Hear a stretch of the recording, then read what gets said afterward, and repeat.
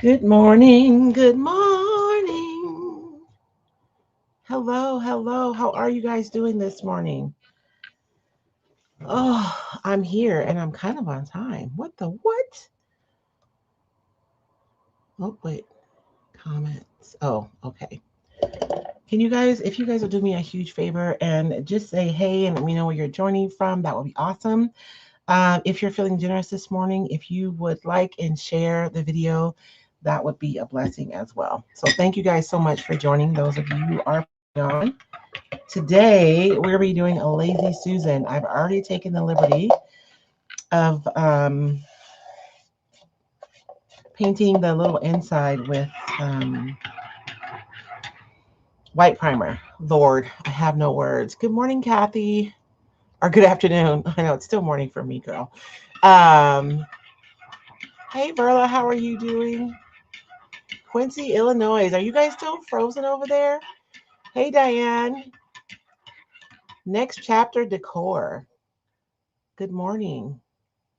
Alyssa, hey, how are you? Hey, Sylvia. So, you guys, I scored this Lazy Susan. I actually scored like a bunch of them. It's kind of weird.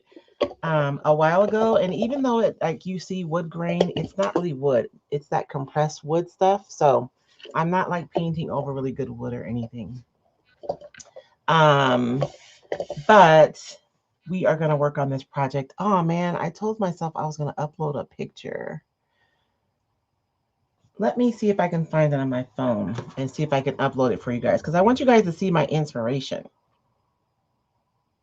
And you guys notice how whenever I come to you guys with an idea that I'm generally inspired by something else, right? I know that a lot of times when you guys see creatives, you think that we just um, magically come up with ideas out of nowhere, but most of the time we are inspired by something else, if we're being honest.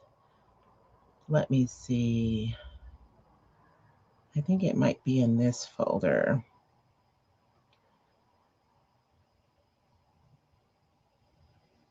Oh Lord, I don't even know why I thought I was going to be able to go to Pinterest and just find it for you guys. Now that I'm thinking about like the 300,000 pins that I have, I know that that's going to be pretty impossible.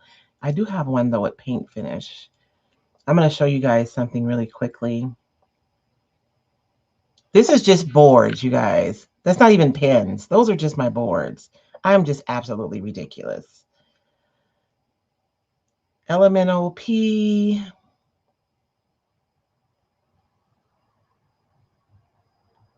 Paint. I thought I had one like paint finish.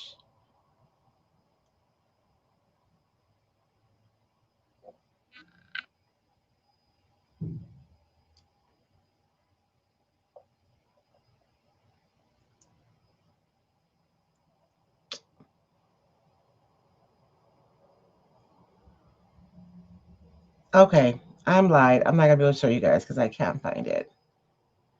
But I'll tell you guys. So there is this industrial finish, and it's like some old light fixtures, and they're black, but there's like red peeking from underneath. And so that is the inspiration for what we're going to do today. So I have some red paint, and we're going to be using the black milk paint today, or almost black milk paint. And because it's almost black, I'm going to finish it with black wax. So that's going to be the edges. And then in the middle piece here, we are going to be using the botanical blocks decoupage paper. So this is one of the new Recycle Treasures designs. This half is like neutral, and this half is green, pink and green. And I wish I could show you guys because there's actually like crackly paint in there. And so there's like texture underneath all of the prettiness. There is like some crackling and a little bit of rust underneath there as well. Hello, Sylvia from Germany. Ooh, hey. Hey, Allie. Oh, it's dark and wet. I'm sorry. I am so sorry. It's sunny here. We have 65 today, so it's a nice day today. Hey, Chris, how are you this morning? Although, Chris, I think it's afternoon for you too, isn't it? Let me go up. I was going to try to find, and I meant to try to upload it before, but it just didn't happen. Oh, Jenny, I should know that, Jenny, right? How are you doing, Jenny? Um, so I'm going to show you guys a thumbnail of this paper so that you guys can get a better sense of it. And we're going to use this to update this Lazy Susan that I scored at the thrift store. Oh, it's this one. So this is the paper, and we're going to use the neutral side on the Lazy Susan today. So I'm going to go ahead and trim off this side. And I have two pieces here too. I should probably not do that. That's dangerous. Um, where are all my big scissors? What the what?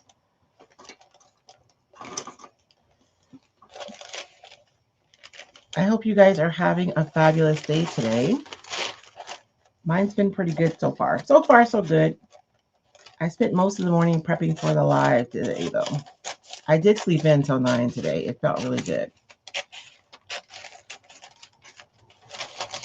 So, let me trim this.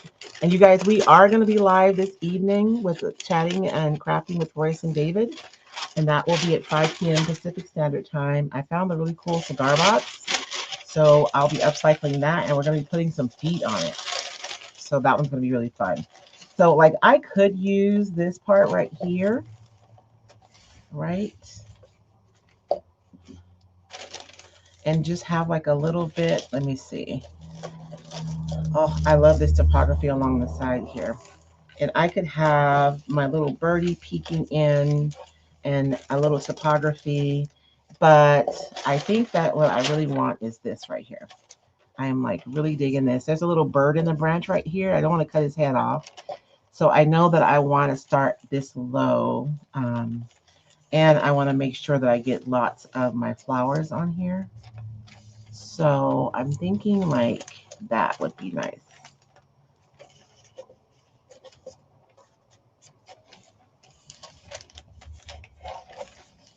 So I'm going to run my fingers around the edge here just so I know where I want to trim.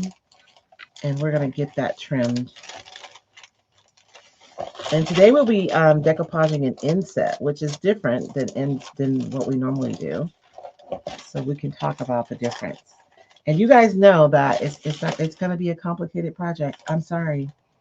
I have my stamp here, and I think I may want to put that back on. So I'm not going to cut it. I'm going to leave it there just in case I want to, I'll braise it. Just in case I want to add that back in somewhere. And if you are new here, I apologize. My name is Royce Hunt Bell. I am the founder, owner, and operator of Recycled Treasure. Recycled Treasures, we empower creation by providing you with quality craft supplies like this decoupage paper, by providing instruction. So we do a lot of teaching about how to use your products to maximize your creative opportunities, inspiration, encouragement, and you are welcome here whether you are creating for your heart, your home, or even for your business. I just had a thought right now, and I don't know. This is my problem. This is why it takes me so long to prep. Because I would like, wouldn't it be neat if these leaves kind of came out of the center? That would be really cool, right? So I am going to fussy cut those. That was not in my original plan, but now I'm going to do it. For those of you who've known me for a while, you probably knew that something was going to go down, right? And you guys notice I made me a little smaller so that I'm less likely to be in the way because of the whole bird incident. Hey, Tara, how are you? So I'm thinking it would be really cool if these leaves kind of came over onto the other part of our project. So I'm going to be using my fussy cutting scissors here, and I'm going to go through and fussy cut these. And I don't mind that my edges are going to be sharp and graphic for in this instance. So cutting them is just fine. This is going to add extra time to our project. Lord have mercy for Jesus. Y'all pray for me because I'm a mess. I was thinking this morning as I was prepping, because I have pieces that are all prepped and ready to go, but why would I do those? Why? Because I have a new idea, that's why. And I wanted to do this instead. So I spent the morning preparing this and making sure I had all the things. I've already mixed our we're going to use some milk paint today. This one's going to kind of be, we're going to use probably all the things that we've learned in the last month. So not learned, but you guys know I've been experimenting with products that I hadn't really used before. So we're going to use the milk paint on this one because I am obsessed, newly obsessed. We're going to be using the Pin Art 2 part Crackle because I'm obsessed.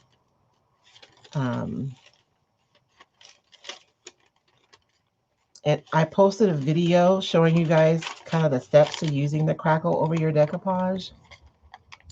And I got a lot of questions about whether or not the Crackle was solvent-based and if it would ruin your brushes. And so I'm going to tell you guys something before I answer that question. Any questions that I'm answering you guys about products are based, and if it's a Roycycled product, then I am answering you as like the creator of the product, right?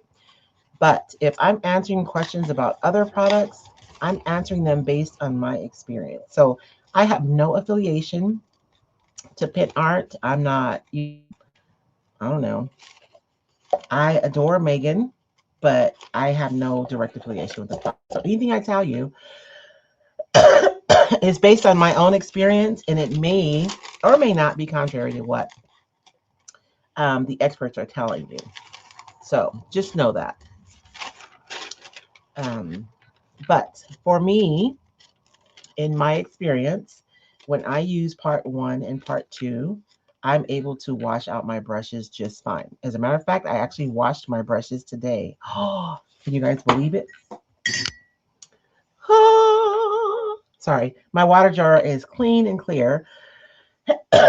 Excuse me, because I washed all my brushes today. I don't have any problems. The only product that gunks up my brushes is the solvent-based varnish that is generally used over the fine line Crackle. But of course, if you guys have been hanging out with me for the last few weeks, you know that I've just been going over it with dark wax, which you can use wax to seal your projects. Now, if I'm doing furniture, I prefer to use a quality top coat first and then go over that with wax because I do love the look of wax. But if I'm doing home decor, that wax is going to be plenty to seal it, right? It's not like it's going to see a ton of action. And our grandparents and great grandparents use wax to protect surfaces for years. And for a lot of us, it's the same surfaces that we're finding in thrift stores and using today. So it works. Why did you guys let me decide to fussy cut this? Why?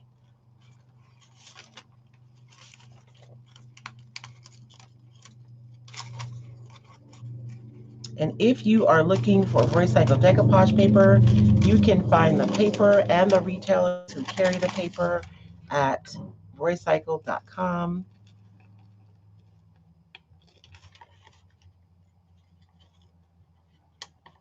And I do have a blog too. You guys can check it out. I'm going to try to be more consistent about uploading articles to my blog. I think they're interesting articles, but they're mine. So I would hope I thought they were interesting.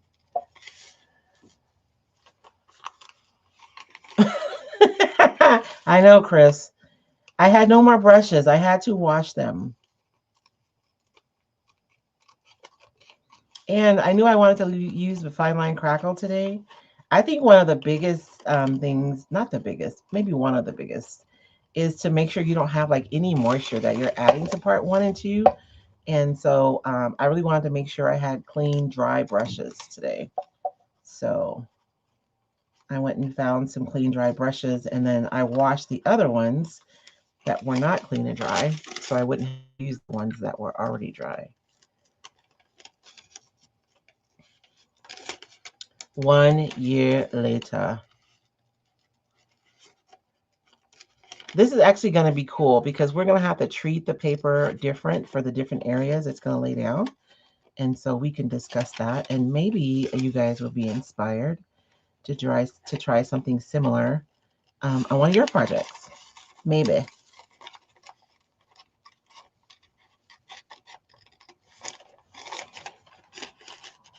I'm going to have to cut out one of my little bees right here.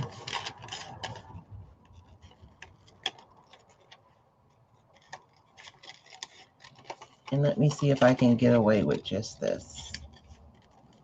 Let's check in and see. Because I don't want to cut inside the circle, which I already have. You guys see what I did? I cut inside the circle. I didn't mean to do that. See? Dag nabbit. I did it twice. Okay.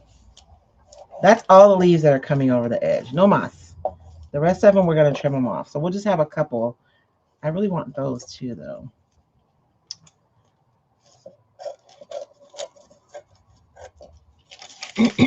So I'll do this. I kind of want to do it over again, but I know we don't have time. It's fine.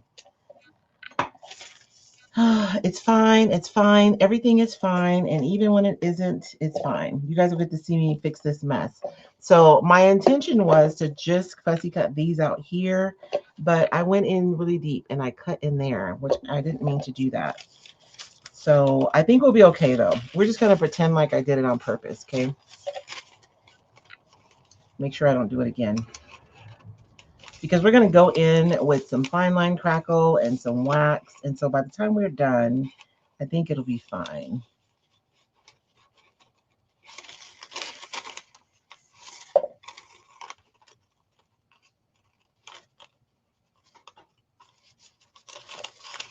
Just a few more pieces.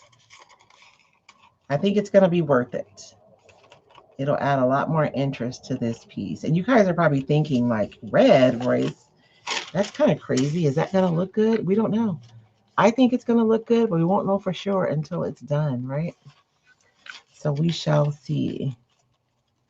I'm thinking it is. And it'll be something different. I have a little bee right here I'm trying to preserve for later.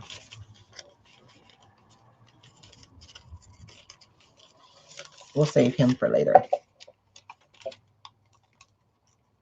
Now, I know some of you guys have told me that fussy cutting just makes you just want to curl up into a ball under the table, but we're not going to do a ton of it, just a little bit. And I think the payoff is going to be worth it. Look at that. So we're going to have a few of the leaves that are going to fall over onto the dark project. And because they're going to fall over into the dark project, let me make sure that this line is super clear. We're going to need to paint this part white right here. So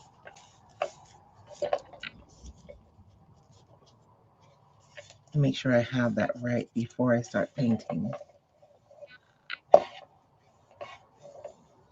Okay. So first thing I want to do is I am going to paint this white. And then that way we can set it aside and let it dry while we work on the other parts. And I don't think that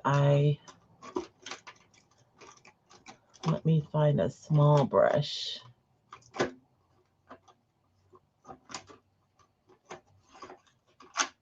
I'll do this one. Oh no, I'm gonna need that one for my crackle. For my crackle-lacking. I need that one for my crackle. I thought I did another small brush. Okay. So I'm just gonna paint this white right here. This is just some acrylic white that I have. I lost my top to it yesterday during my membership call. Yesterday inside the membership, we played with stencils and your gel plate. And we visited a lot too, which is usually, I think, what the ladies like the most. Can you guys see what I'm doing?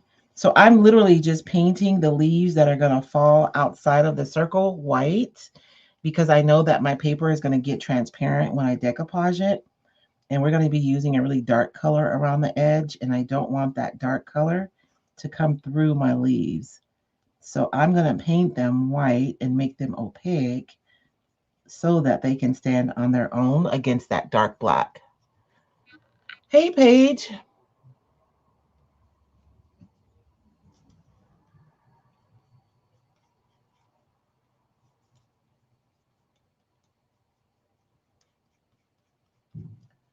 And we'll set this aside and let it dry while we get to the milk painting.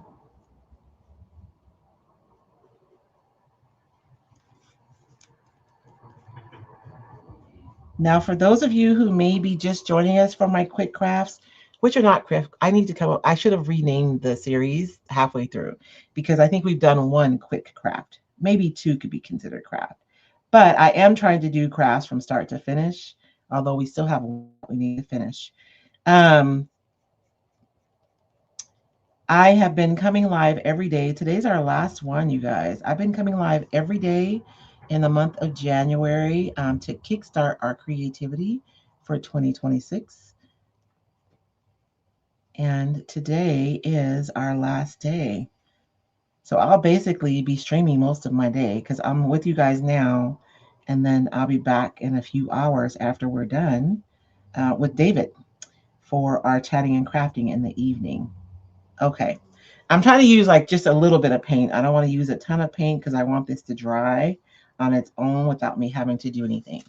So all I've done is the portions that are going to be hanging off. I've painted that part white. And so I'm going to sit that aside and let it chill while we do some more fun stuff. So on the outside, I'm going to be painting some red chalk paint underneath here. And then we're going to do some of the noir milk paint over that. And so this is just a chalk style paint that I'm using as my base coat. Hello, Kathy from Minnesota.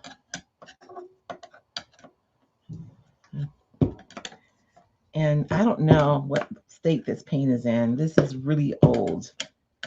So let's see. Hopefully it didn't all dry up. And this paint has a lot of blue in it, this specific red. So it's not like an orangey red. Um, so it's a really good red for this. It's not a bright red. Um, it's kind of a like an old timey red, almost like a barn red. So I think it's going to be perfect for this finish. And of course, we'll be darkening this up um, when we go over it with the noir milk paint and the dark waxes as well.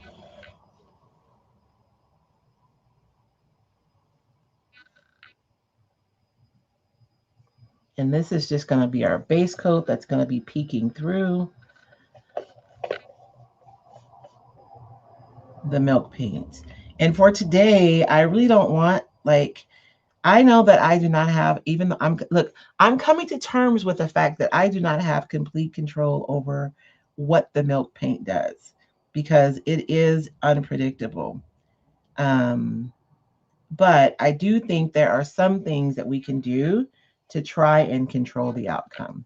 One of which is if I just use this chalk style paint underneath it, and then I go right over it with a thin coat of the milk paint, I'm less likely to get like the chipping off. But if I go over with like a really thick coat of the milk paint, I'm more likely to have it be super chippy. And for today, I don't necessarily want it to be really chippy.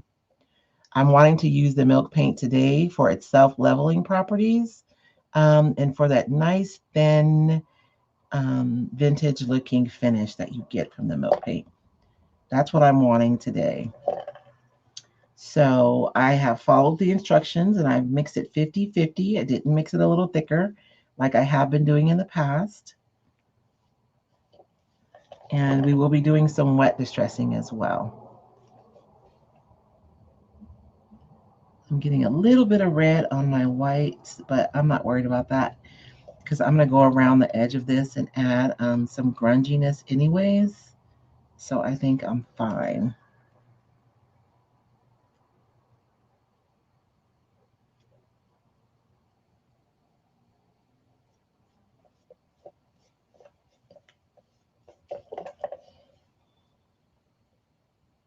I didn't take my time and stir this chalk style paint, so I'm sure that I don't have a lot of pigment on my brush. So, and it's red anyways. You guys know how red is. So I'm thinking I'm going to have to do 2 coats of this red in order to get the coverage that I want. Red pigments are larger, so they actually have more space in between them. And it's why it's really hard to get a really good coverage with red. We don't need perfect coverage, but I do want it to be solid enough that if it peeks through, that all you see is red and you don't see the wood tone underneath. So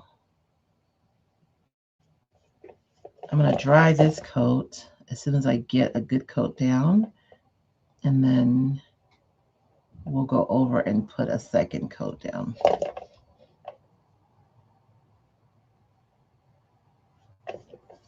Okay. And I think I'm going to stir my paint better too. I was trying to be lazy. It's no bueno.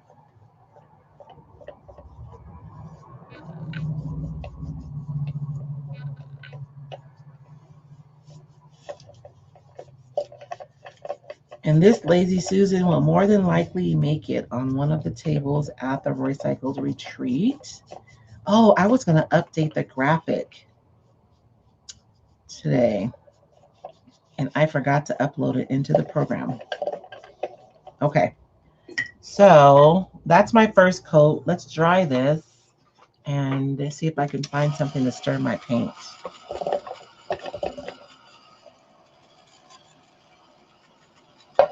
And I'm just drying this enough so it doesn't move. Like when I start, I don't want this to wipe up when I am doing my wet distressing. I really want it to stop here. So actually, I'm going to dry this and then I'm going to apply a little bit more heat so that it actually sets up and it doesn't move anymore. Because I don't want this to wipe away when I am doing my wet distressing over the black. Hello, Joe. How are you? From Cincinnati. WKRP in Cincinnati. That's what I thought about. I'm drinking my breakfast of champions this morning. Coffee with protein and coconut oil.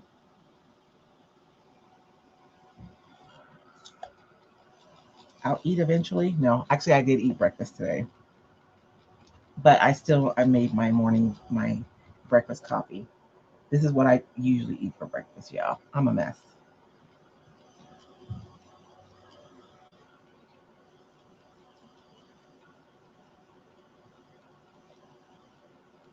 So if you are just popping on, you guys, we are upcycling Lazy Susan that I scored at the thrift store with a little, we're going to be using some chalk style paint, some milk paint, some recycled decoupage paper, and some waxes. Oh, and 2-part crackle. We're going to be using that too from Pintart. And I'm using it off label. So although one of my people in my membership said she's tried to do crackle over and over again and she wasn't successful. And when she did it my way, she got all the wonderful crackles. So you guys can take that with a grain of salt. I mean, you know what I'm saying. I didn't make that up, I promise. I do have a membership. You guys, we meet once a week inside of my membership, and we take deep dives into different processes and or products.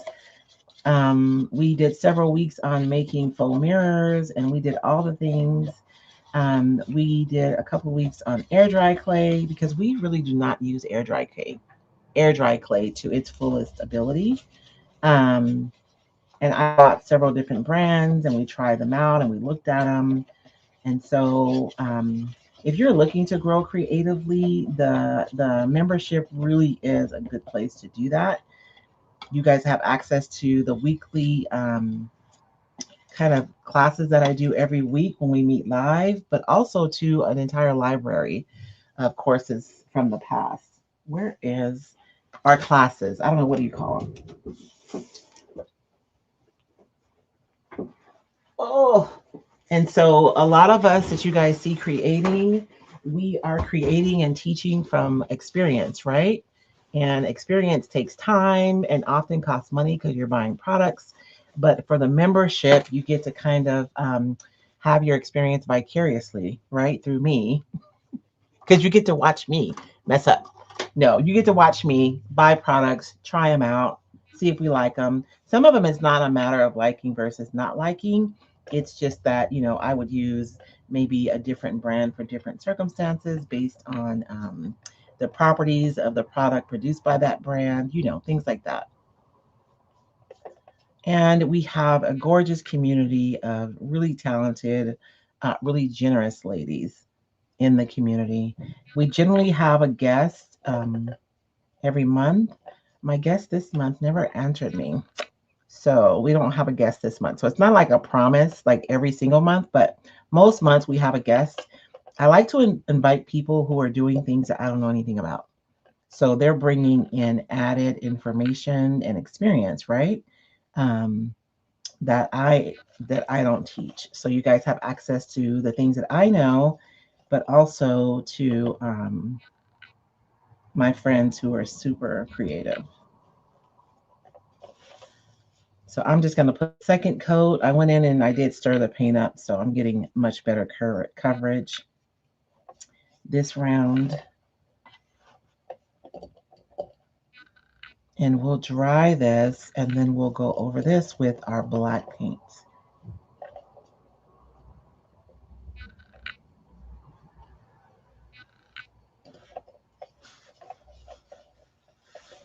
And I keep debating if I'm going to decoupage first or paint first, but I feel like painting with my decoupage paper is just dangerous. That's just asking for mayhem. So I'm going to go ahead and paint first, and then we'll decoupage.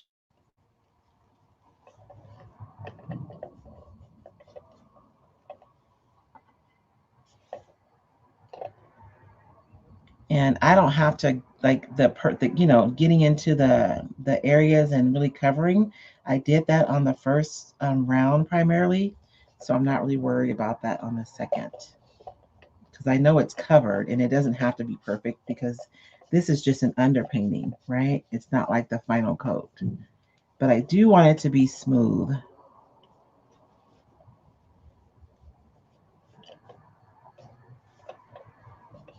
So I'm just going over with my dry brush and picking up any areas where I may have laid down a little bit too much paint. Okay, this is good.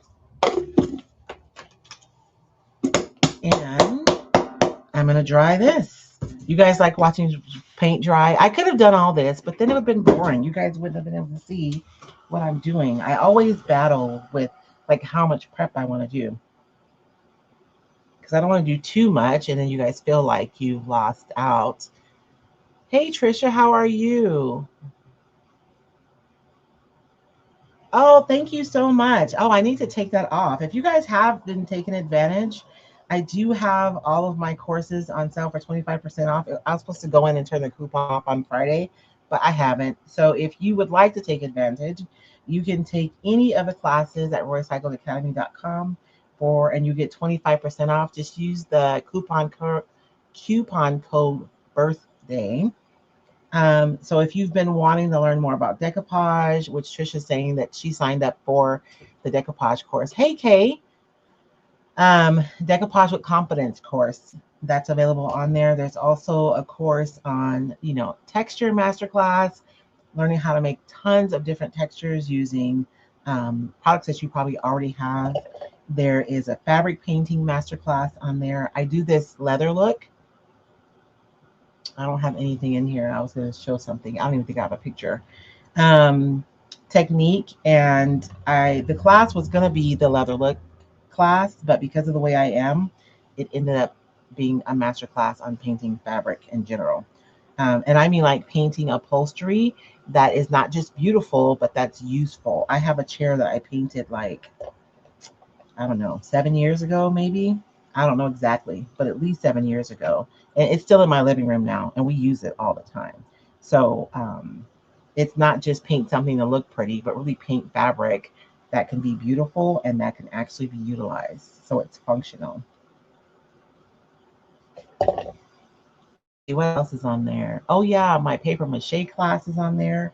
I don't know if you guys have seen my paper mache deer heads. That's how I started my business, was making paper mache deer heads.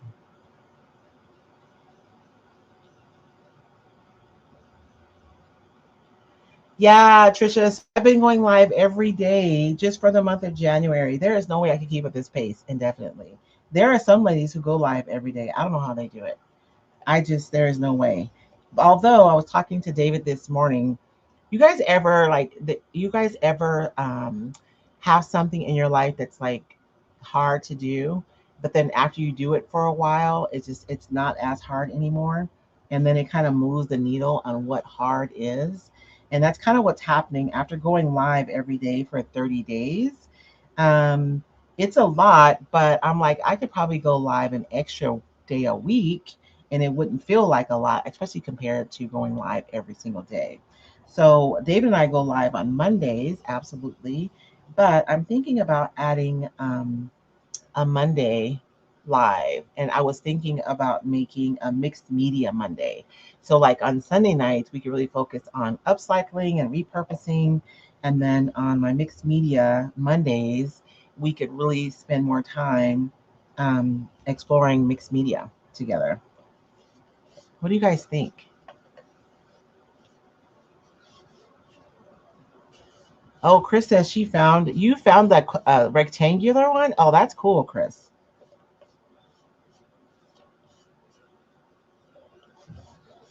Yeah. Kay said Mixed Media Monday will be awesome. I think it will be fun. And we could kind of explore some mixed media processes and how we can, because y'all know we all have stuff. I know you guys have stuff in your stash that you haven't used. So if you meet me for Mixed Media Monday, maybe you can start pulling out your stuff and using it. Because I'm thinking today is our last live, but we do have a project that we didn't finish, and that's the canvas bag. And I feel like we need to finish that, right? And I didn't want to finish it today because I wanted to use a new paper. The struggle is real. Okay, I think we're dry enough. We're dry to the touch.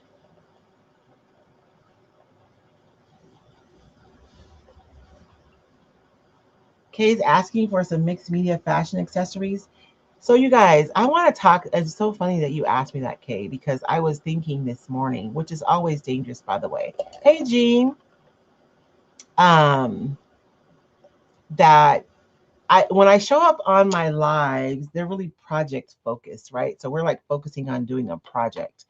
Inside of the membership, it's really process focused, meaning we really look at processes, the why, the how, the what, the when, like all the things around like specific processes. And the reason why I like to teach like that is because whatever I teach, you can generally apply to any surface, right? So if I teach something, I don't know, like the canvas bag, for instance, right? We're working on a canvas bag, but like it's a bag, but you could take the exact same steps that I used to make that bag and you could apply it to um, other things that you would use similarly as you would use a bag. You know what I'm saying? Or even though I'm decoupaging on wood today, doesn't mean that you cannot absolutely decoupage on metal, on glass, on plastic. So I say all that to say we could look at some things. I will say that I'm going to be cognizant to make sure that I honor my members, and that what we do on Mondays will not be the same kind of like depth that we're doing inside of the membership. So to your point, Kay, we spent probably 2 months painting fabric inside of the membership, and we looked at all the different products and not all of them, but a ton of different. I bought like different products. We experiment with different processes. And we were using sample pieces of cloth, of course, but the things that we learned in that session, you could absolutely apply to a pair of jeans, to a jacket, you know what I'm saying, to anything. So, yes and no. We'll do a mixed media Monday, but it's not going to be the kind of depth that I would deliver for my members. Just being completely like transparent about that. We're going to go in with our black milk paint. And I did I did mix this ahead of time for the sake of time, because we're already going to be here for a while together today.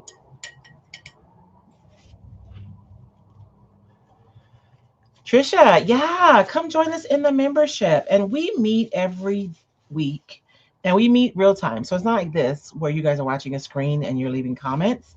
It's like a Zoom call, but it's inside of my membership. So it's a different program, but it's the same thing. So we're meeting in real time. So it's not like a live on Facebook or on YouTube. And I teach for like the first 40 minutes. And then after that, the ladies, it's a community.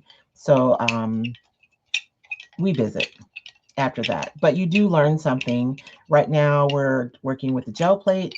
And then after that, I don't know what we're going to do. I should probably start thinking about it, because I think we only have a few more weeks with the gel plate. But if you want more information on the membership, let me know. Oh, thank you. I'm glad you guys are appreciating my daily quick. They're not very quick though, but they're daily. That part is right. So I'm going to lay down really thin coats of this paint, because I honestly don't want, if I get some crackle, it's fine. But in my other ones that you guys have seen me do, I was really trying to encourage the crackle. So I was using the paint thicker, and I mixed the paint thicker, and I was also laying it down thicker. But that's not what I'm wanting from this time. So I'm going to be putting down thinner coats of the milk paint. And I'm going right over the top of the chalk style paint without sealing it first. If I wanted my milk paint to chip, which still is no guarantee, but I can increase the odds by sealing my chalk style paint first.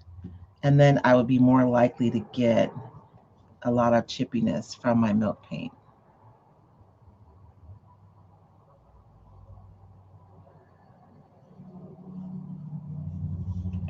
And I'm laying down really thin coats of paint. And this noir, this is Amy Howard's milk paint.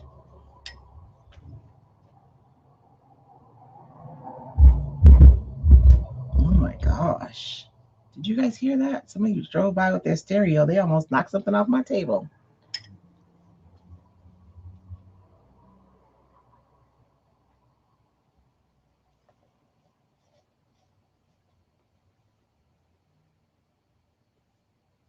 And if you're in the membership, you also have other bonuses. Like if I teach a class, like the class you signed up for, when it was live, my memberships had access to that class for free. So any future classes, like you don't get the whole Royce Cycle catalog for free, but any future classes that I teach after you join, you have access to those for free. And you have discounts too. So like my Royce Cycle besties got, I think like almost $100 discount on the retreat. That's available to them even after the early bird. They still have the same pricing for the Royce Cycle besties retreat. And then, of course, they have free access to any live trainings that I do. And then we meet weekly. And you have a dashboard where you can access a community. We have a Facebook group, but I've really been trying to use the community on my dashboard more. I don't know. I think it's kind of groovy. I love it. My membership is fabulous. And it's nice to get to really know, um, like the ladies who've been with me, they're my friends. They've been with me for like a lot of them for 2 years now.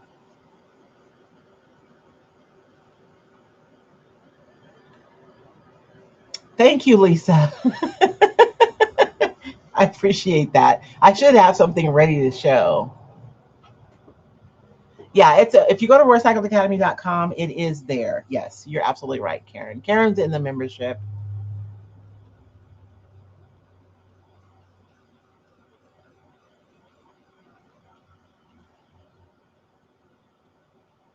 And we generally meet like not generally. We have a schedule. So we meet Wednesday, 2 Wednesday evenings, a Tuesday morning and a Saturday morning. I try to have a varying schedule so that, we're not in a situation where somebody has to mix every live.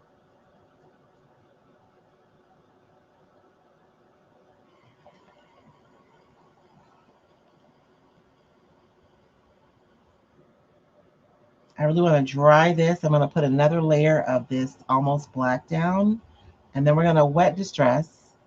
Um,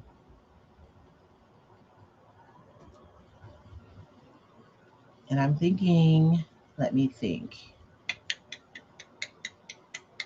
I think we're going to decoupage after we wet distress. Then we'll do the two-part crackle, and then we'll wax everything at the same time. I think that's a good idea. Ooh, the black wax and the crackle. We haven't done that yet, you guys. That's going to be nice. We've been using the dark wax, the brown wax, but not the black wax. So you guys see how this is kind of ashy looking? When we seal it, that color is going to be closer to this color here on the spoon, and not the color that you're currently seeing on here. So I'm going to go over this again with a second coat, and we're going to get some really good coverage.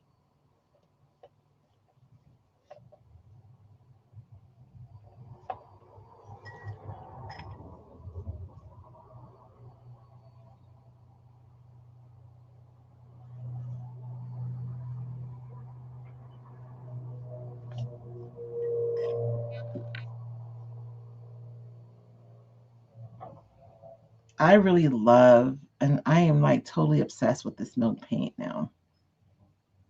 And we have one of the ladies in our membership who loves milk paint. I think she agreed to do a special session for us. I need to hit her up for that. Um, some of our special guests are actually members of the community. The cool thing is, everybody's like, you guys know how we are. We're like serial creatives, right?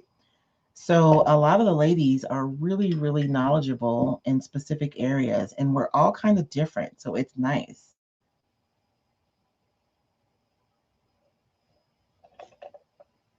to have like really in-depth knowledge on different subject matter just within the membership, not me.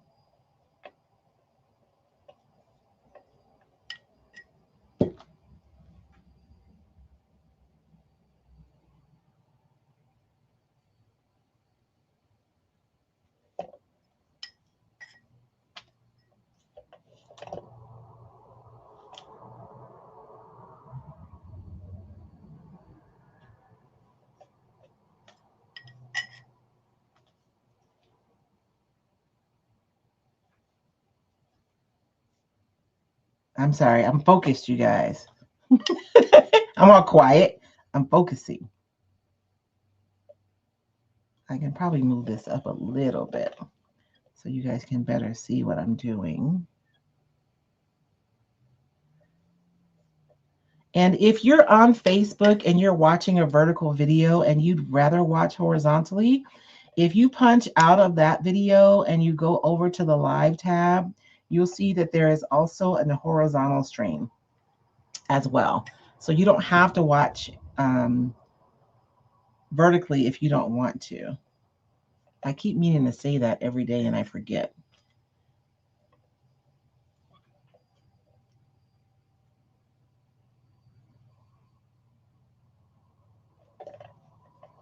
I hope that makes sense. Because my program streams both a vertical and a horizontal stream at the same time. Amazingly enough, I get more views on the horizontal, which is interesting. Okay, so I am going to dry this and then I'm going to make a decision about whether or not I want to do a third coat. And I kind of want to go through and see if I can get a few areas to like pick. I did it on accident. I should have done it on the first layer. I don't think I'm going to get it to do it now. I kept touching it. Um, and now I like it. You guys ever do that? You do something on accident and then it becomes part of your process because you like it. So what happens is when I touch it, the paint picks up right there and it reveals a little bit of the red underneath, but it's kind of a rough texture. It's a different texture than I'm going to get from the wet distress. So I like adding variety to my projects. I think it's one of the things that you can do to make them more interesting.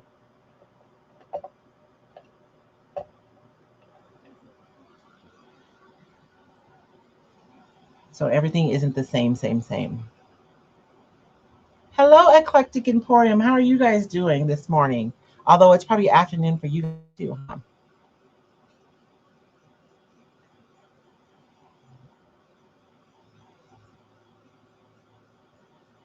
You know what, Kay? So I have sitting right over there a jewelry chest. It almost made it to today's quick craft. Almost. I just, I don't know why I changed my mind. Hey, George. Hey, Karen. How are you? You can do whatever you like.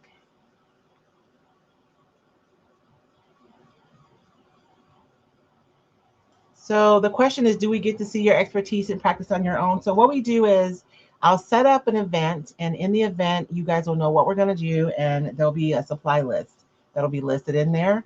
So sometimes, like last night, I had, I want to say 2 or 3 of the ladies that were working with me while I was working. And then some of the ladies just watch. Some of the ladies just come hang out. They like to hang out. So it's literally whatever you want, to Karen's point. If you want to show up with the supplies from the supply list and work with me, you absolutely can do that. If you just want to come and watch, you can do that too. Um, One of the ladies who comes, she does a show almost every weekend. I don't know how she does it. Like seriously, 9 months out of the year, she and her husband are at a show like 90% of the time. And so for her, it's an opportunity to come and to be creative without having to carve out the time to actually create. You know what I mean? So it just depends on what your creative needs are. Some of the ladies come for the community. They just like being with a group of ladies who understand what it's like to have minds like ours. Y'all know what I'm talking about. I know I'm not crazy alone. Ooh, a bunny hat to fit on a bowling pin. I want to see that. Are you guys going to be live later? I'm live all day apparently today. Not all day. It feels like it because I'll get done with this live, and then I'll be preparing for tonight's live, and then I'll be live tonight. So it's just a day of making, which is fine. I have to tell you guys that I have been so inspired just by the act of showing up and creating every day, um, which is what my art instructors tell me to do. It's just to paint more paintings, paint more ugly paintings. It's hard for us to do, right? We want to be successful.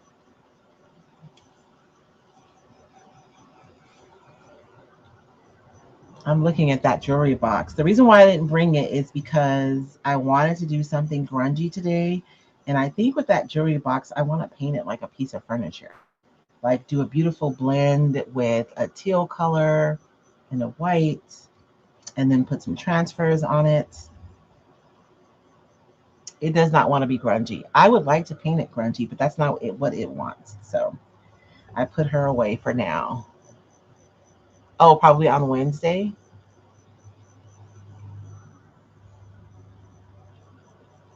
Sorry you're watching paint dry, you guys, but let me get this dry enough that I know it won't transfer any paint to my paper. And then we can go ahead and decoupage the middle. I'm trying to think through my steps. You guys, last night, this is what happens when I don't think through my steps. I mean, my stencils are not ruined, but you know, when so we meet live, right? And I teach, and then I download it and edit it and upload it for rewatches. And so for last night's rewatch, there's going to be a section on what not to do, a whole section, because I didn't think about my steps clearly and I did them kind of sideways, and it was hilarious. It was hilarious. So I'm trying to think through my steps to make sure that I'm going to be making the best choice. This is going to be so nice. I think I want to distress this right quick, just for my own like selfish purposes, because I'm itching to see it. Now, whenever I do wet distress, I like to really have my towel or my paper towel. I'd rather do a towel, but I don't have one here. So I'm going to use a paper towel. I like using my microfiber cloths because they don't have any texture. Like the paper towels have texture, and I don't want to transfer that texture onto my project. But I would rather use more water and less pressure in order to get something that's going to look more organic, as opposed to like pressing down really hard to try to get my paint to lift up. So I'm like literally, I'm being super soft when I'm rubbing this across the surface, so that I can just pick up some of that milk paint and reveal some of that red below. And I want it to feel random. Random is so hard. Our brains just want to make, especially mine, my brain likes patterns. It just wants it to be like in a pattern, something predictable, I think. So I have to really be thoughtful.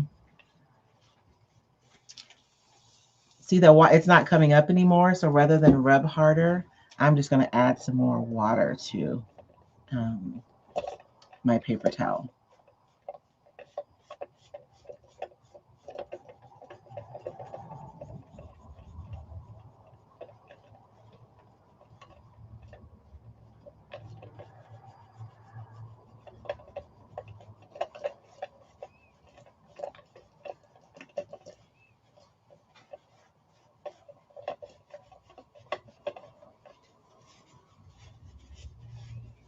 See how easy it is to just rub that paint right off the top? And it's easy because the paint is still open because we haven't sealed it yet. So if you're going to be using wet distress, you want to make sure and do it before you seal your paint.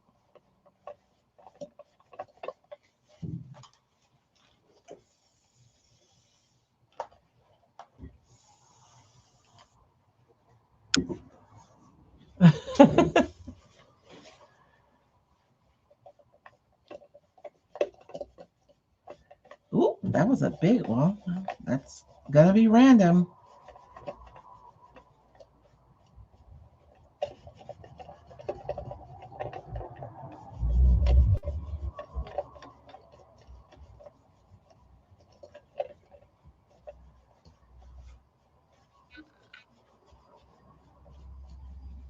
And so I've gone around and exposed that red in different areas.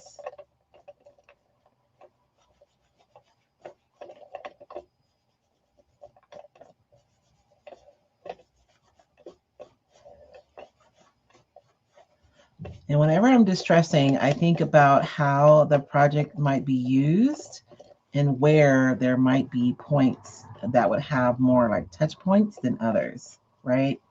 So along the edges, where it might be touched more often,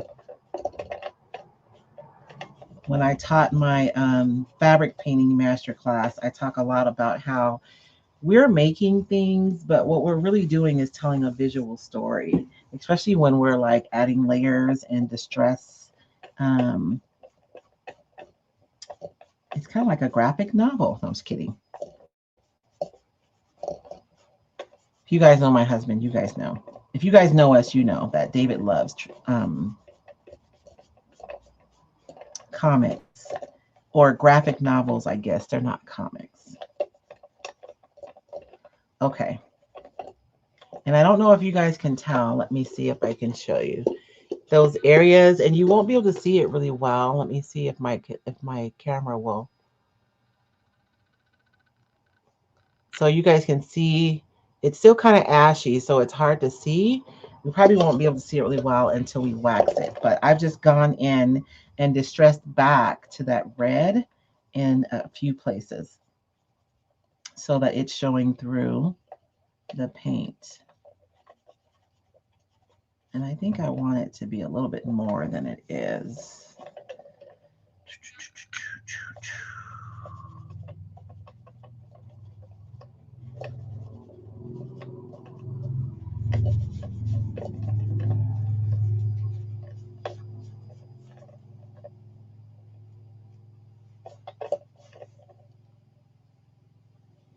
Okay.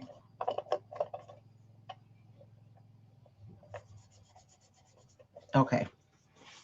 So now to the fun part, the découpage. And this is actually going to be probably the simplest part of the project. I am going to use a matte varnish to decoupage today. Whenever I'm working on a surface that I want to be really durable, I'll use a quality water-based varnish to do both as my adhesive and as the sealer for my project. I'm looking for my little silicone cup. Where is it? Did I take it off the table? Oh, there it is.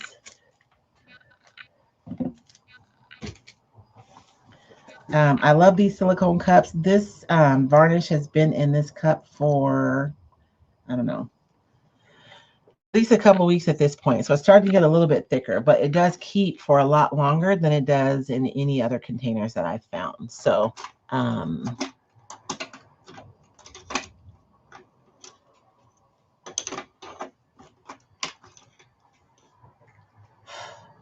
should I touch that paint up?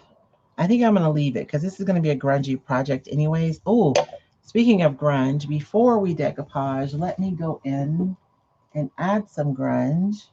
Where is my pouncer? I'm going to be using some ink. I think that my pouncer has enough ink on it that I shouldn't have to add any more. I know that it's here because I saw it earlier. Y'all should see all the stuff I have on my table. It's just craziness. And then I have a brush that I use to kind of feather my ink out. Although I don't know how much feathering I'm going to be able to do. So I used a white primer, which is really, this isn't going to work. Hold on, you guys. Let me rethink my process real quick. We'll just do the grunge over the paper today because this is going to suck up that ink right away, and I'm not going to get a chance to really do it the way I want. And so we'll do something different, which is fun. Anyways. Hey, Jerry. So today we're upcycling a thrift store, Lazy Susan.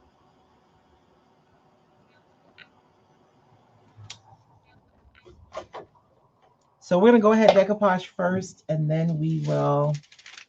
And I'm going to do something that I hardly ever do, only because of time. Usually, I like to cut a little over, and then I take a blade and I trim my paper. The only thing about that is you really do want to make sure that your paper is absolutely completely dry before you trim it. If you try to trim it when your paper is wet, it doesn't cut. It actually tears, and you don't get a really nice clean trim. So because I want us to be able to do this together from start to finish, I'm going to go ahead and trim it, or try to trim it close to perfect. so that we can finish everything right together. And I don't have to try to wait and come back and trim it later. And if for some reason I cut it too short, I'm just going to cheat and put some black milk paint over the edge. Just so y'all know, I already have an exit plan just in case.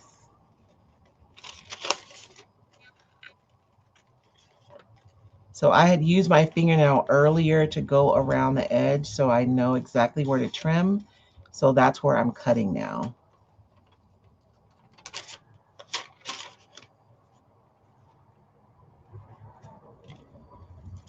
But if you're doing this, the best thing to do is to allow yourself like an eighth of an inch, just in case you marked something wrong, right? You don't.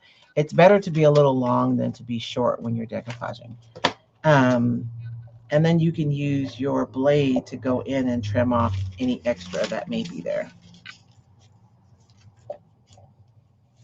So when I lay it down, I'm going to have to be really careful too. And I still have this area right here. So let's trim that.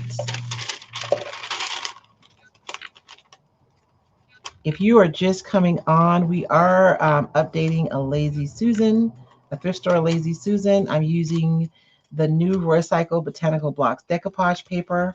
This is just like a quarter of it. We decided to fussy cut the leaves on this and have it go over the black. So we've already painted the back of that paper white. We have a layer of red chalk style paint and a layer of black milk paint on our Lazy Susan. And now we're going to go in and decoupage the paper. So this is where I want my paper. So whenever I'm doing something and I want to be exact, that anchor row is going to be super important because once I establish that anchor row, I don't have to worry about my paper shifting in a way that I don't want it to shift. So I'm going to go ahead and mist my paper, and hopefully my milk paint doesn't activate because of the water. We'll see what happens with that. I kept going back and forth over I wanted to use wax or not. I just didn't want to accidentally get wax under the paper and have it impact the adhesion of my paper. So that's why I'm opting to decoupage before we wax.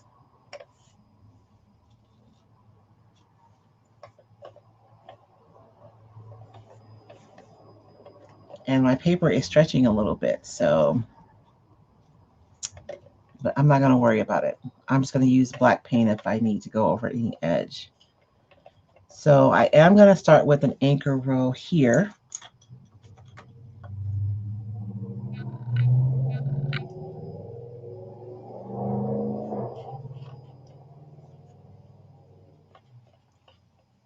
And whenever you're ending an anchor row, make sure you end in a straight line so that it's easy for you to fold your paper back when you move on to the next section.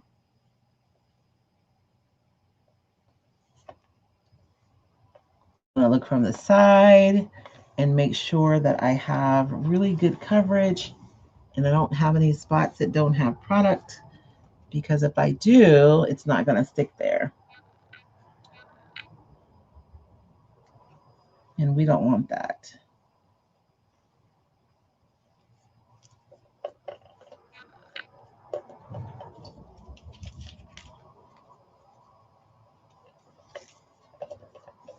My sealer is like thicker because it's been sitting in this jar.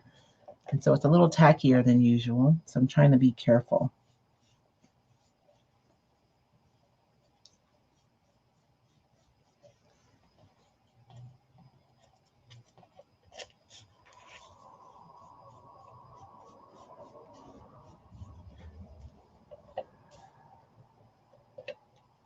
Do I need to reposition that? I think I might need to.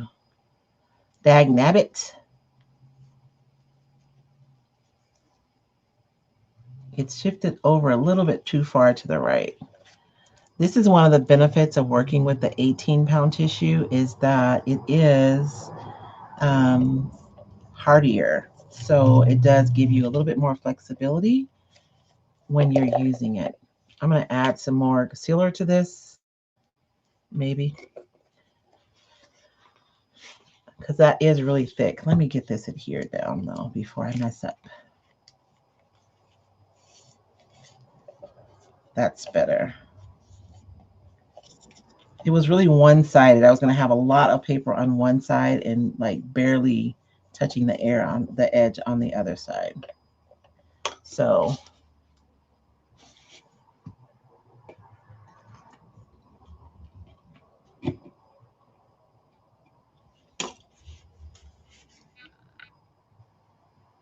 I'm just adding some more sealer in here because this is really thick. It's a little too thick.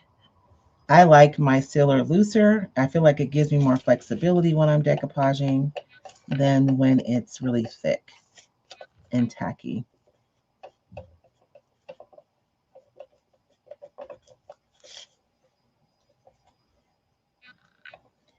And I'm trying not to get sealer on my milk paint either, because the sealer gives the milk paint a different feel than the wax.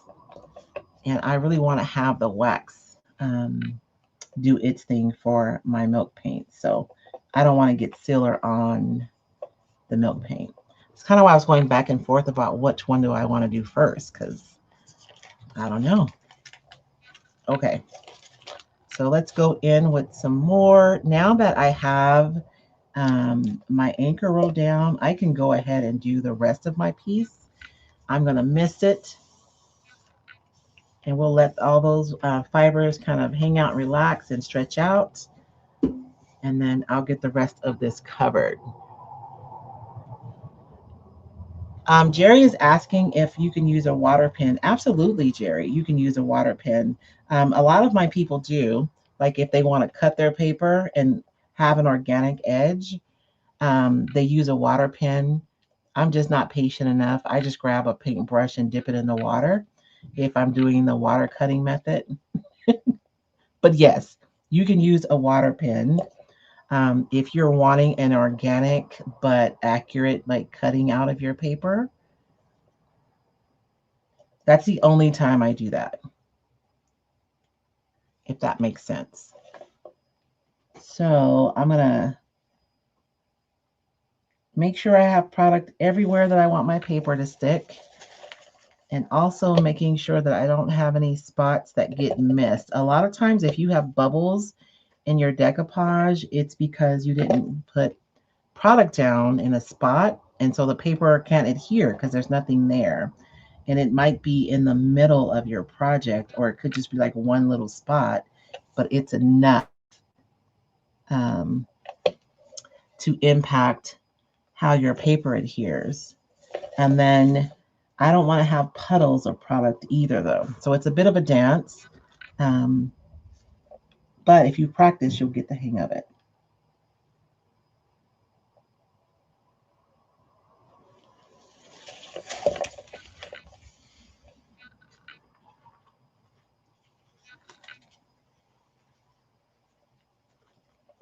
And I like to decoupage from one side to the next. And my paper stretched a lot too. So I'm going to have to trim this after the fact.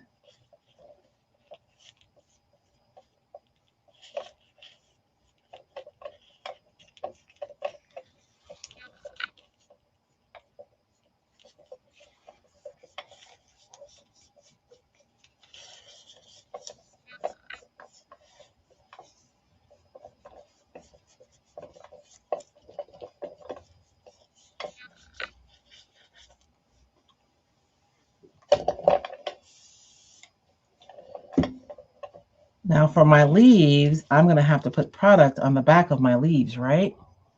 Not on the surface, because again, I don't want to get any of my clear coat anywhere. I brought out like a couple of those brushes.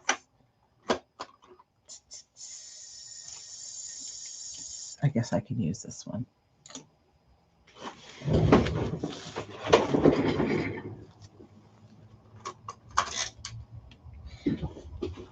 So I'm going to have to put product on the back of this paper here.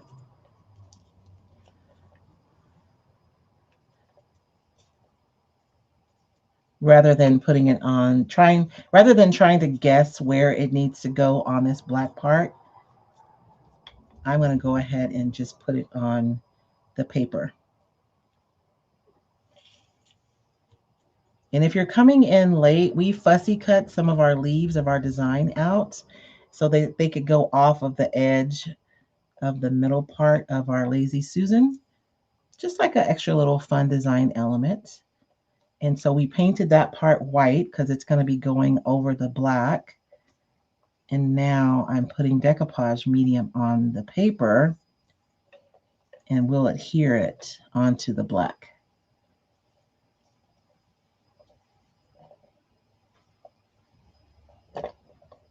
I did get a little carried away with my fussy cutting earlier. So there's an area on the white where the leaves are fussy cut. But I think it's going to be okay.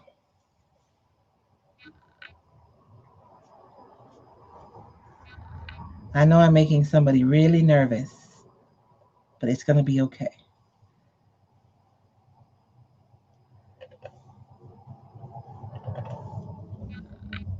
I want to make sure that it's adhered to the middle part, right?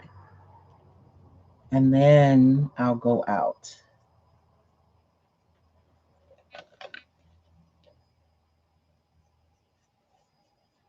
And I'm taking my time.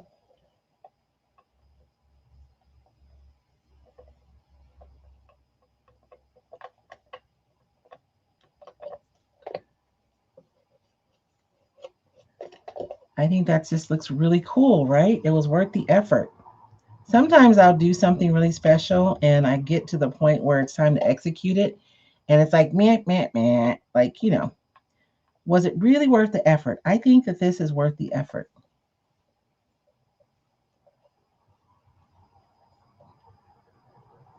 It's going to add a really cool element to our design.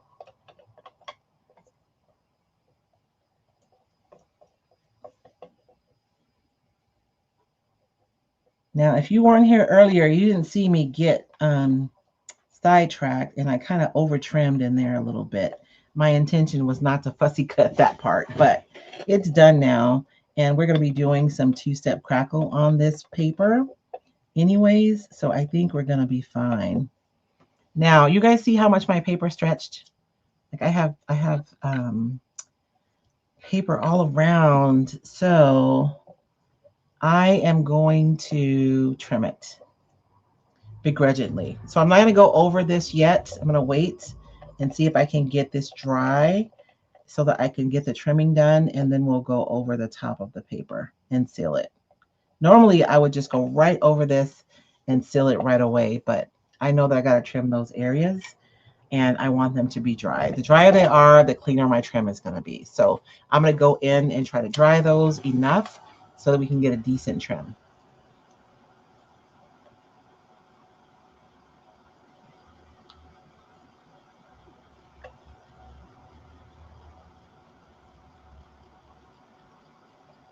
Hey, Ruth, how are you this morning?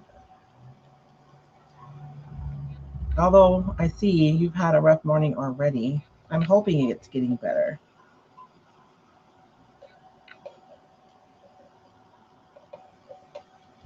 I guess it's good I can show you guys how to trim the paper because there are some things that you want to think about when you're trimming. One of the things is that when your paper dries, you're more than likely, for some reason, as the paper contracts, it'll pull up around the edges. And when you're trimming, you really want to trim all the way to the edge. So there are some extra steps that I take to make sure that I'm trimming all the way to the edge and that I don't just go in with my knife willy-nilly. And we don't have a ton of moisture around the edge because I was being kind of careful. So hopefully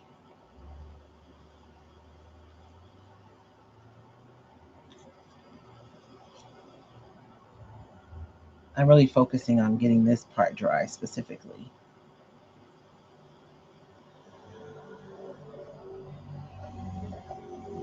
And I really only have a couple of areas where I'm going to have to trim.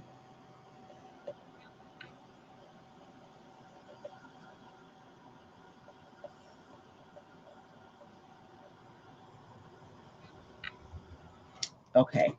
We're gonna try it. um, you want your blade to be sharp. So you don't want to work with a dull blade because it's just gonna rip your paper instead of cutting it. I could try to hold my knife down like this and hope that I get it straight. But really, I like to use whatever edge is there to guide my blade. And I'm more likely to get like a straight cut if I do that and a consistent trim all the way around. This blade is not the sharpest. So y'all pray for me.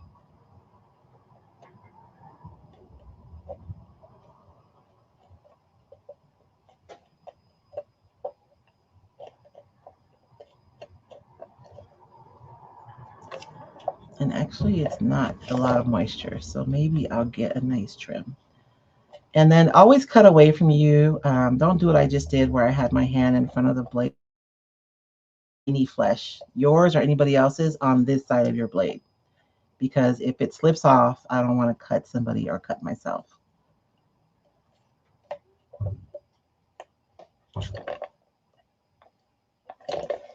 Let's get in the center for this. So you guys will notice how my blade is sideways because I'm using the side of this edge to guide my blade.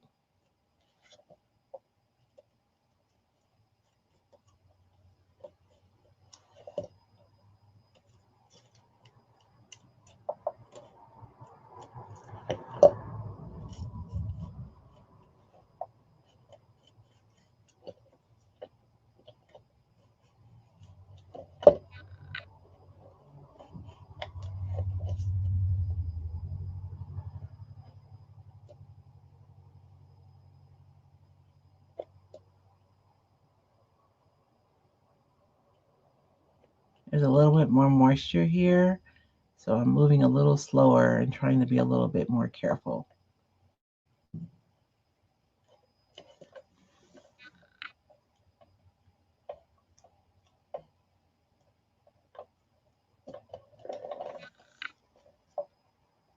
And so these are steps that you would take whenever you're decoupaging like an inset. So if you're doing a buffet, you know, and you have an inset that you're decoupaging, sometimes when you're doing a larger piece of furniture, you might think, oh, my paper is only 21 by 30. It's not going to be big enough.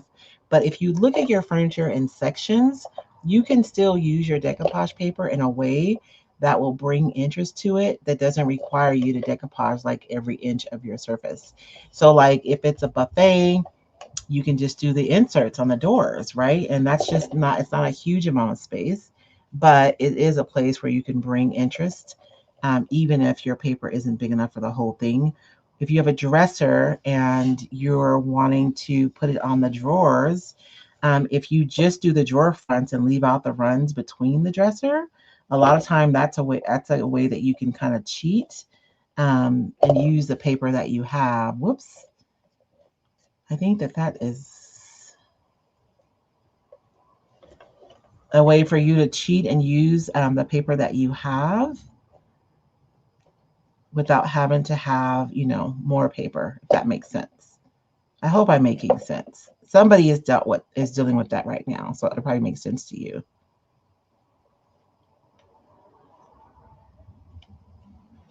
Okay.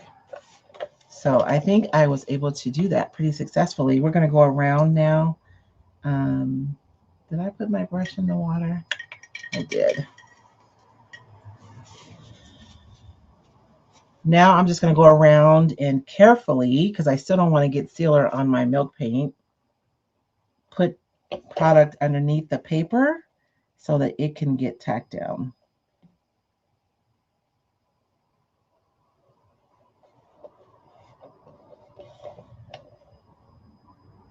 Any area that isn't adhered, that's what we're doing now.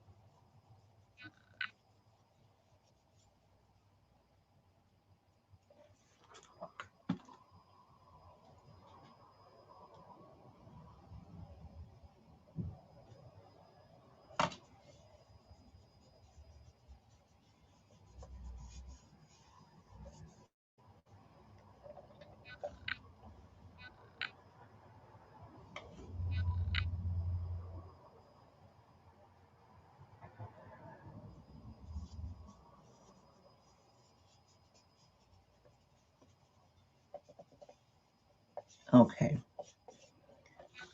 I think we're good. So now I'm going to go over and cover this whole middle section with the clear coats. And then we can move forward to the crackle. Bring on the crackle. No, I'm just kidding. Me and my dad jokes.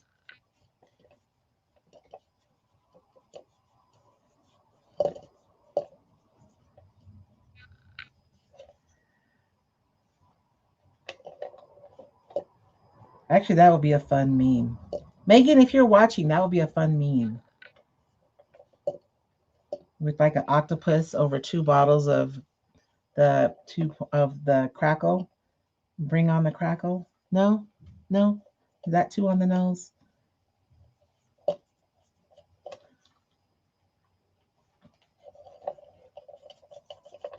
Okay.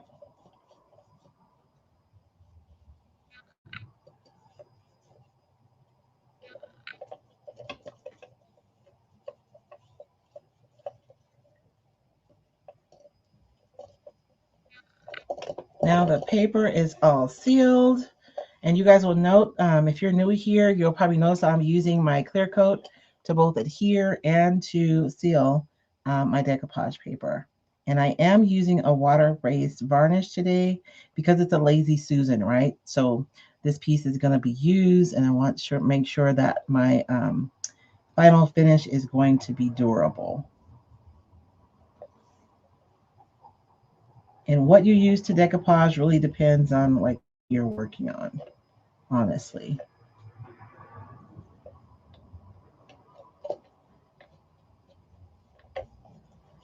Okay. I really like that edge, that off edge part right there. Not too hot about the white right there, but I think when we do the crack-a-lacking and the glaze and the wax, it'll take care of that. Or maybe I should warm that up now. What do you guys think? Maybe I'll warm it up a little bit so it's not so bright white. I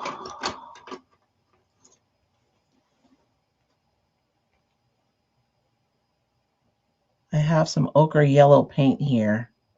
So I'm going to go in there, see if that'll help. I probably should have done it before I put the clear coat because then my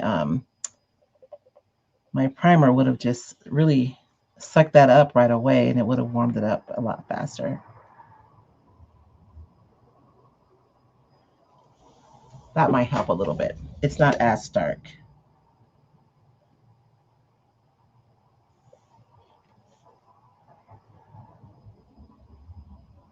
Okay. I'm going to dry this and then we're going to do the fine line crackle.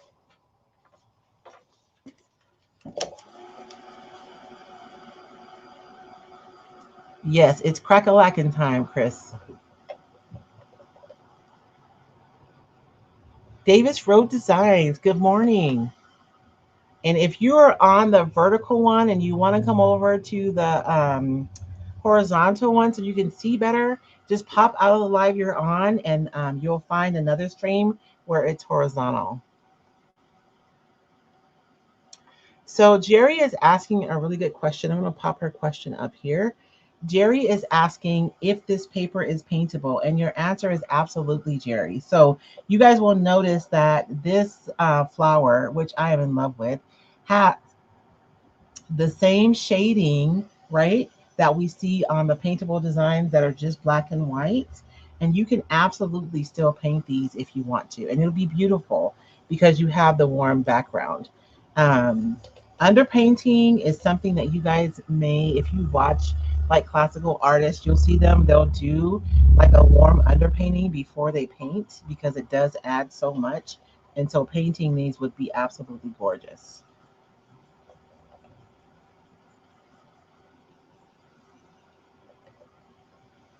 They generally use like a red oxide or a Van Dyke brown as their underpainting, and then they go right over the top with their colors.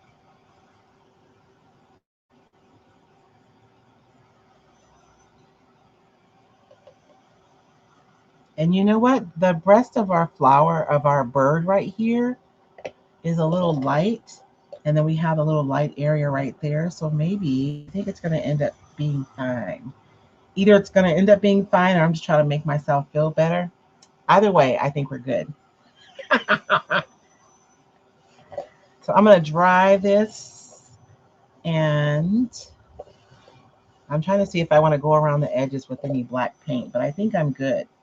I think we're going to be fine. So I do want to make sure that this part is really, really dry before I go in with the crackle. So I'm going to spend a few more minutes just making sure. You guys will notice that I'm moving this.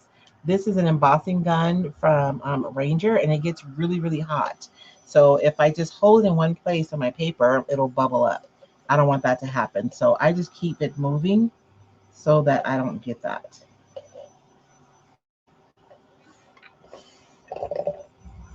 This is going to be so nice. And I keep saying that I'm going to list these things in my Whatnot sale. We will be on Whatnot this Friday, you guys, at 5 p.m. Pacific Standard Time. But a lot of these things are not going to make it to Whatnot because they're going to make it to my living room is what they're going to do. And this one might just make it to my kitchen island. We'll see what happens. So I'm going to start by using part one of my fine line crackle. And I'm showing the fine line crackle just because y'all are getting so frustrated with me. And I thought about it. Fine line crackle is not one of those products like, I think it's fine if I talk about it, like by brand. So I'm going to put part one on here. Now I have a theory. Oh, no, not yet, because I got to do something else first.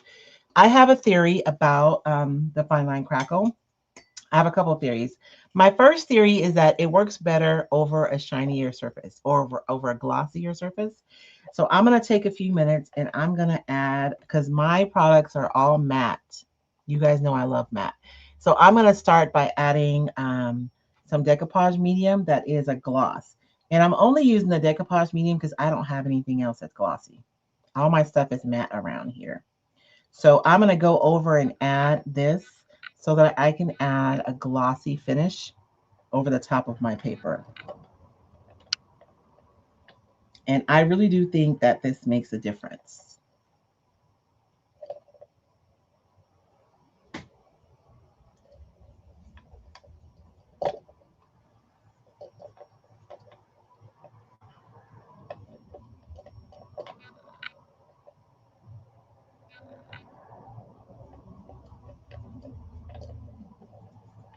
Okay, so let's dry that. I think I got that all over. Trying to make sure I'm keeping count on my brushes so I can make sure I have a clean, dry brush for the fine line crackle. So we're going to dry this.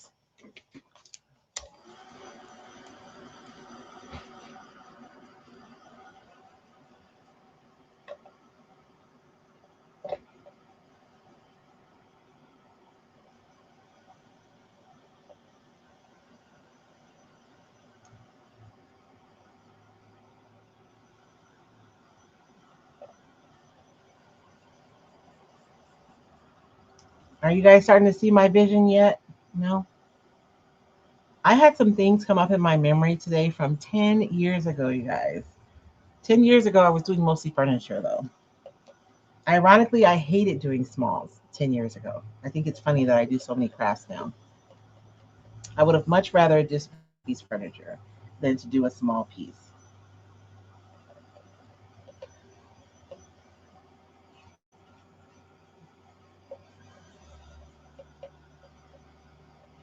Make sure that's dry. That dried pretty quickly.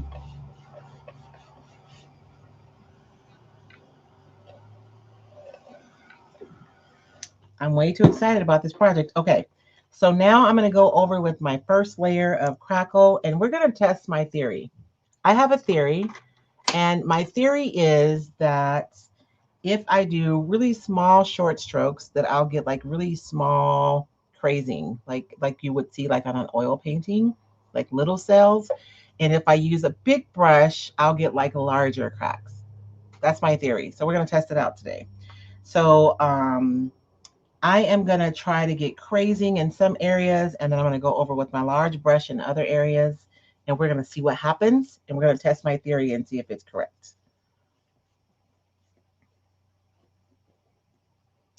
Jerry's asking if I ever resined over my paper. Absolutely, Jerry. And I contemplated using resin today, ironically. Um, I did have my UV resin out, but I decided that I wanted to do the crackle. So that's what I'm going to do over this today. You can resin over your decoupage paper. You just want to make sure that you seal it first. And we've actually done, inside the membership, we did some coasters. And I resined over the top of the coasters after we did them. So if you are going to be doing a project that's going to be seeing like a ton of activity and you're really concerned about the durability, you can absolutely use resin over your paper.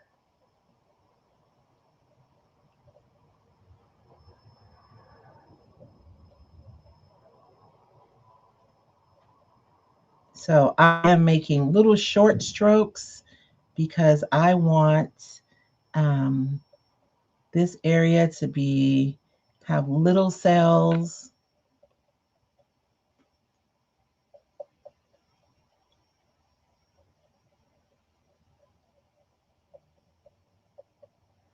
And I also like to put it thicker in some areas and thinner. Because if you look at like old stuff, seldom is it uniform, right? You're going to get a little bit of this and a little bit of that because time worn items, just that's just how they are.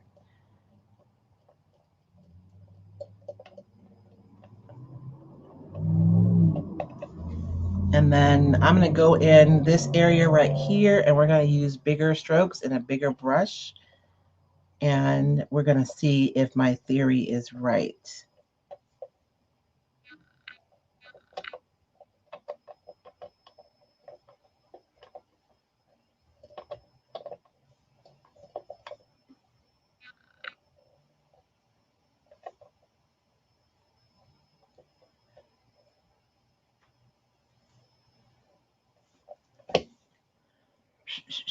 I'm just looking to make sure I have a really nice coverage of the whole area. Before I move on, I'm not going to wash these brushes because I'm actually going to wipe them off and use them for part two. First, we have to dry this part. And I thought I had a little plastic bag right here for my brushes. I'll use this one. Just so they don't dry out while we're drying. And I'm going to dry this. And you guys will note, I want to talk about this. Sometimes if you're using the fine line crackle and you don't get crackles, it may be because you didn't put enough product down. You have to put enough down to crack, right? If you put it on too thin, there's nothing to crack.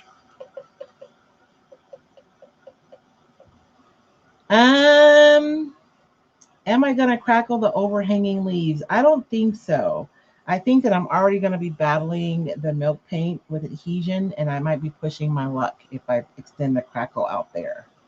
So I think we're going to leave the crackle inside the circle.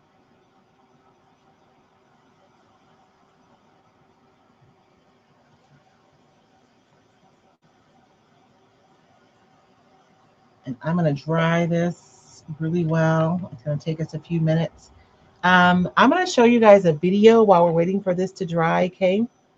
It's like 48 seconds. Um, and I'll be right back with more information, okay? You've been thinking about it, watching the photos, the joy, the creating. Something inside you whispers, I want this. But maybe part of you wonders, is it really worth it? Let me show you what you're saying yes to. 3 full days of creating with other women who get it. All your supplies included. Quality meals from local spots and a swag bag valued over $100. Exclusive decoupage paper and stencil you can't get anywhere else. Time with me and a small group where you won't get lost in the crowd. A visit to the Royce warehouse, including retired designs, and right outside the venue, Downtown Safford's Spring Festival. Music, booths, entertainment for anyone traveling with you. One woman told me this retreat was life changing. You're not just signing up to meet me, you're stepping into a space that was built to pour back into you. If your heart's been whispering yes, this is your time. We'd love to see you there. And if you guys are interested in coming to the Royce Cycle Besties Retreat, we do have spots still available. If you're on Facebook, you can put hashtag retreat and you'll get a message from Facebook. If you're on YouTube, if you'll drop in a note in the communities, I can leave you a link. And if you're on YouTube and you don't know about the community, when you go to my channel, there's like a button at the top that says communities. And when you go there, there's a feed there. It's where I leave you guys notes. I post pictures of our finished projects on there, but you guys can also post on there. I would love to see your projects, by the way. And I'll also put a link on there for the Besties Retreat as well.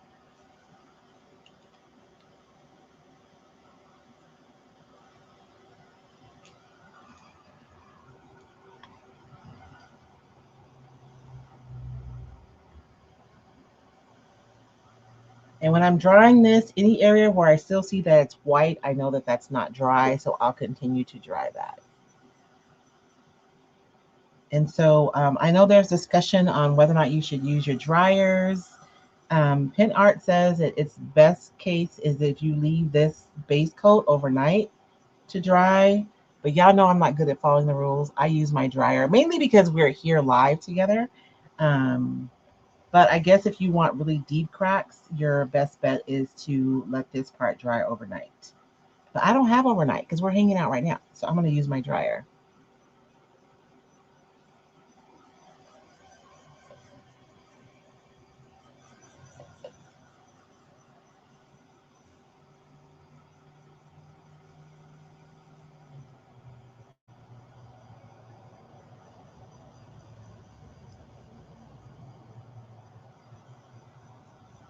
And again, you guys see I'm moving this constantly because I don't want to get any bubbles anywhere. And I don't want to rush this. It's still a little bit tacky. So we're going to keep drying. And you guys can see the little date stamps that are on there. I love creating the paper, and there's so many little Easter eggs in here. There's a really faint bird cage in the background. There's little bees on here, and this paper actually has a visual texture to it. It's almost like canvas, really. And so, aside from the obvious things, there are a lot of really subtle design elements that you really don't see until you get the paper in person. And some of them you won't see until you actually decoupage over a white background.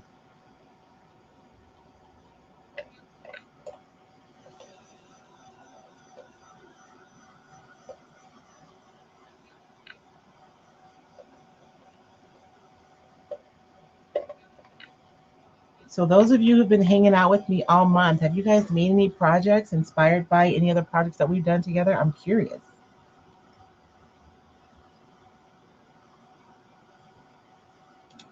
I know I've seen a couple inside of the recycled group, recycled upcycling and decoupage group. And I've had at least one posted on the Facebook communities, which is awesome. I love seeing what you guys create. And whether you guys are creating something that you've been inspired by, something that you've seen me do, or maybe you bought something from us from Whatnot and you made something with it. I would love, love, love to see that. Now, this is part two, and it's like clear. And I always stir this to make sure that all the different elements are really integrated in here.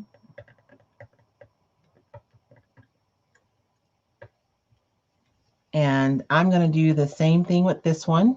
We're going to do some short strokes in one area, and we're going to use our larger brush and do some larger strokes in another area. So if I remember correctly, we did this part was all little small strokes.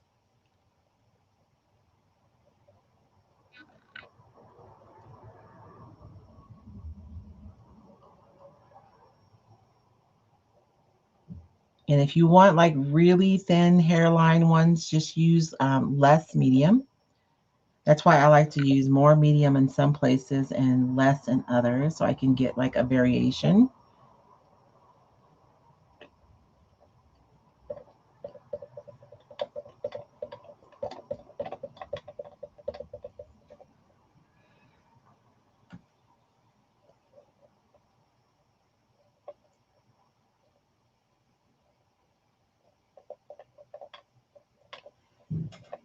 And I'm kind of looking at it from the side because I can tell if I've gone over an area.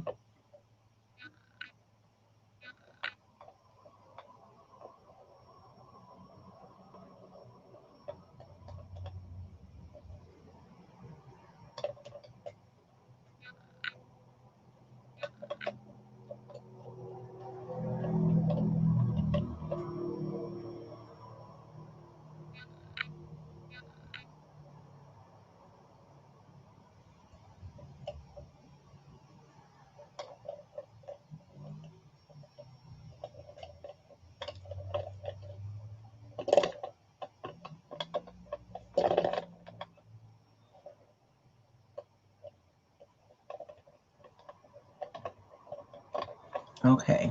And then for this other area, I'm going to use my big brush and we're going to do big strokes, right? And like long big strokes too. And the reason why I'm doing different brushes and different strokes is because I want to test my theory about the fine line crackle. I have a thesis, but we're going to check it and see if it's correct. Because we love doing experiments around here, right? Where experimentation goes, creativity follows. And so I always like to stretch my knowledge of products and processes.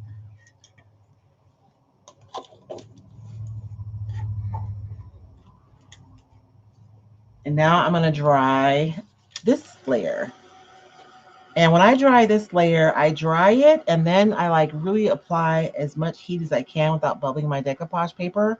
I really do feel like the heat encourages the cracks to form.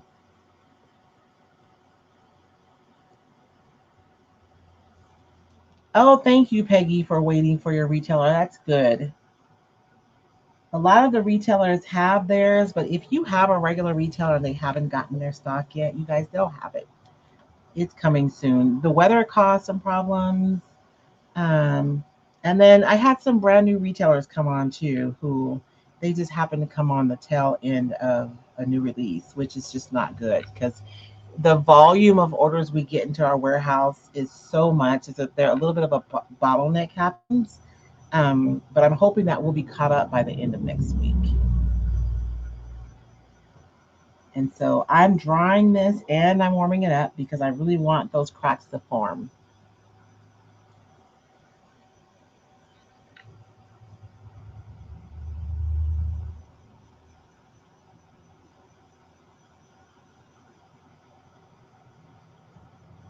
Some of my paper is not adhering. I may go in with some gel medium, or maybe I'll use the decoupage medium. Something with a little bit more body than the varnish to get those pieces to lay down. And there may be some moisture in this wood too that's causing it to lift a little bit. So hopefully by waiting and then going in with something with a little thicker, a little more body, I can get those to tack down. I'm always pushing the limits of stuff, y'all. So sometimes it works out and sometimes it doesn't. But if you guys show up, you'll watch me make the mistakes and then you'll know what not to do. Yes, I painted. So, hey, Kathy, our first layer of paint was red, and then we went over with the darker milk paint. And so we wet distressed, and there is some red showing through, and you'll actually see more red showing through when we go through and wax it. Hopefully, that's my intention.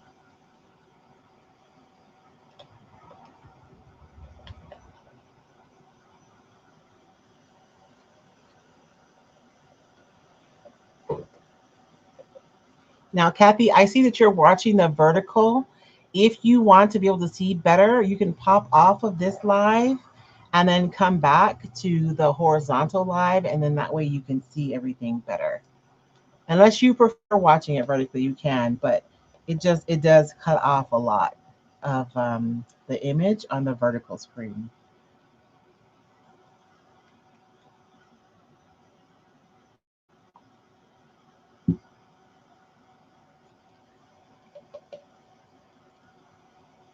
And I can see the crack-a-lackin' is already starting, y'all.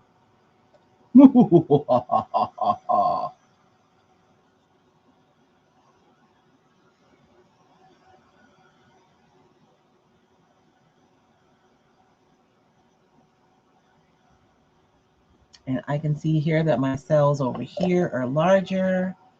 And let's look over here. I have large and small over here. I keep looking at this upside down. Let's see, this was the area where we went in with the smaller marks. And I think these are smaller. They're still kind of forming, so I don't know. So we're going to have to see.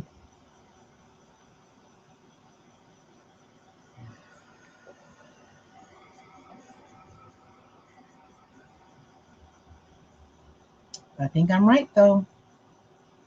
Of course I think I'm right, right? We think we're always right. I'm going to try to do two things at once here. We're going to see how it works out for me.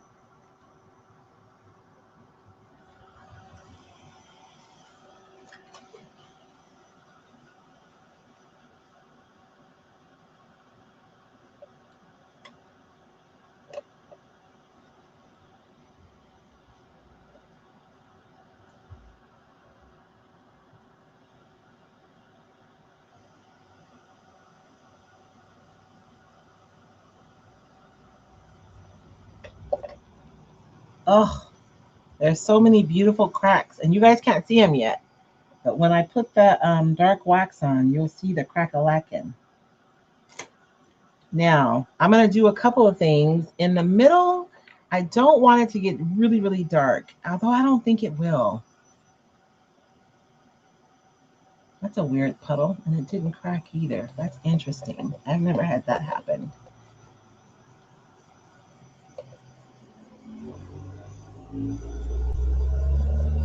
I have a couple of puddles here where I put a little bit too much product, but it's fine.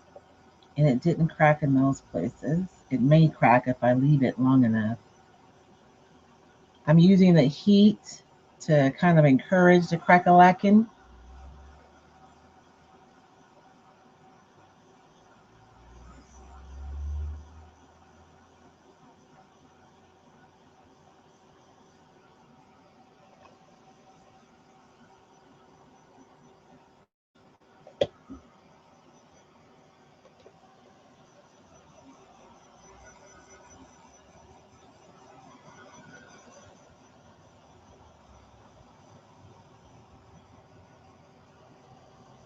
Okay.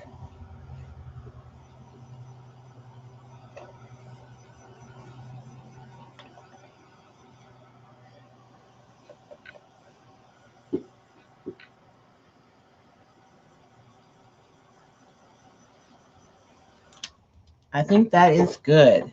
Now for the magic. We're going to add some wax. So I'm going to be using, this is just regular brie wax. Brie wax, is that how you pronounce it?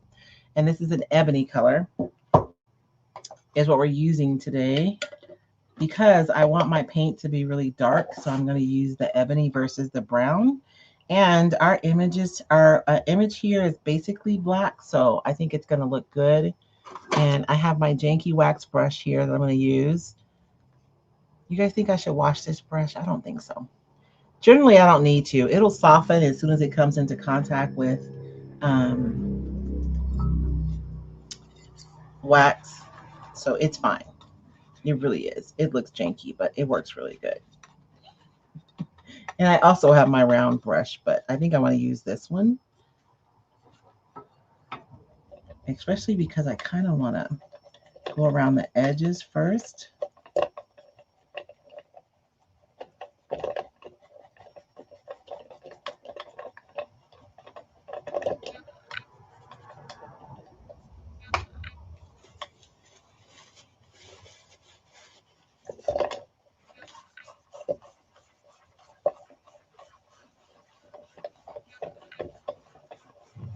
Oh, it's so yummy.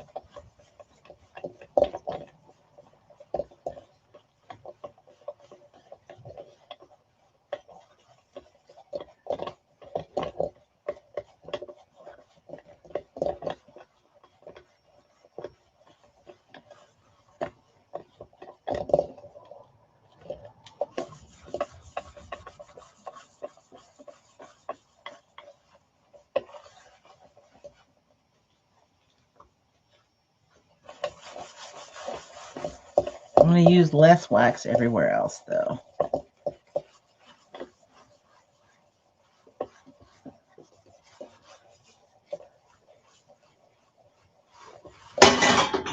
Whoops.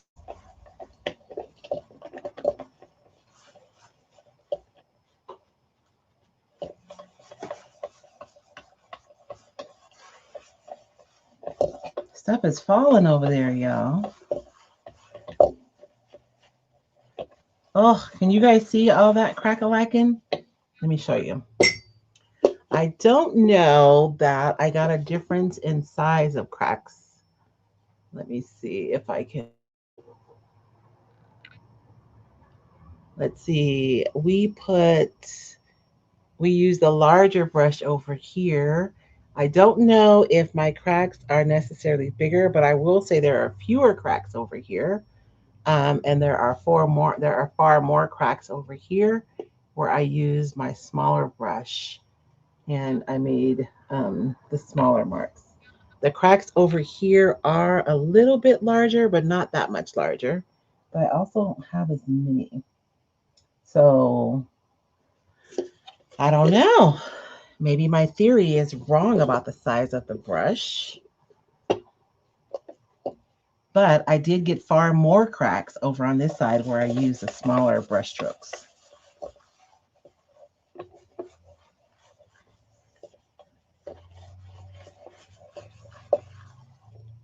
And then now I'm going to go in on with my paint.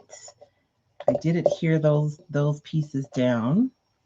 And these are sealed, those pieces of paper too. And ordinarily I would go over with clear wax first, but I really do want this milk paint to be really dark. So I'm going right in with the black wax.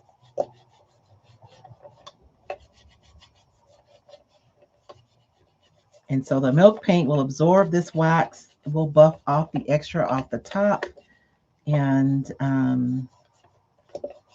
that will seal this and protect it. And the more you guys buff your wax, the shinier it will get. So be mindful of that when you're buffing. If you don't want it to be shiny, don't buff it a lot.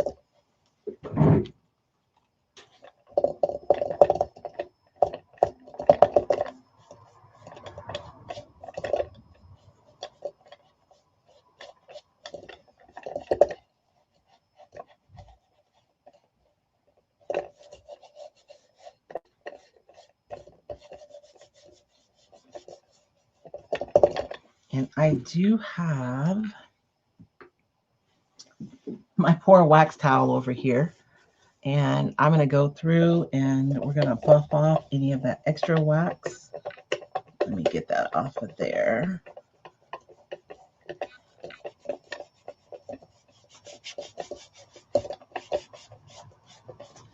And anywhere where I like distress back to that red, I'm going to try to pull a little bit more wax off so that we can see more of that red.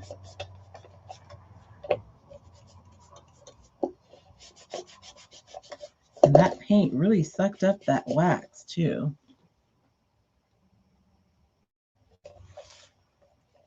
It was thirsty.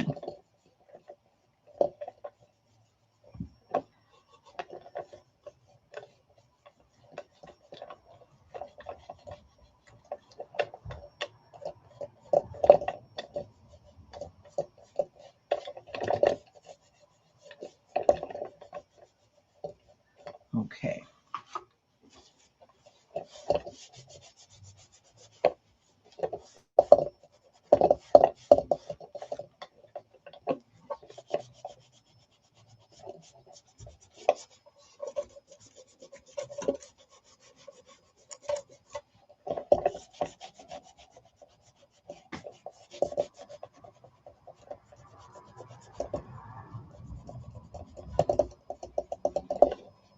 So if you weren't here earlier, I wet distressed to show the red paint that was underneath. And so I want to make sure that my efforts were worth it, right? So I am trying to wipe back those areas, wipe some of the wax off so that we can see that red.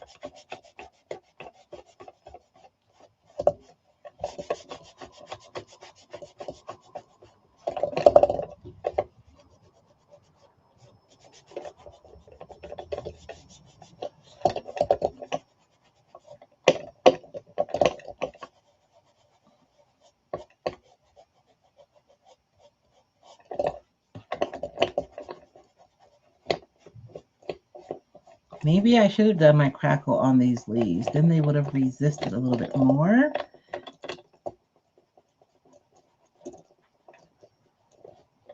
And they would be more obvious.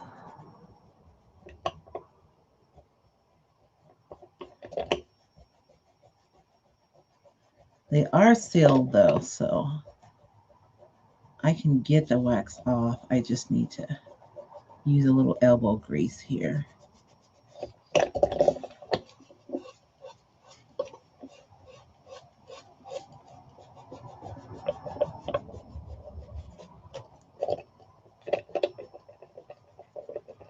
And anywhere where it didn't adhere, I'm just going to have to trim those because once I wax it, I'm not going to be able to glue it anymore.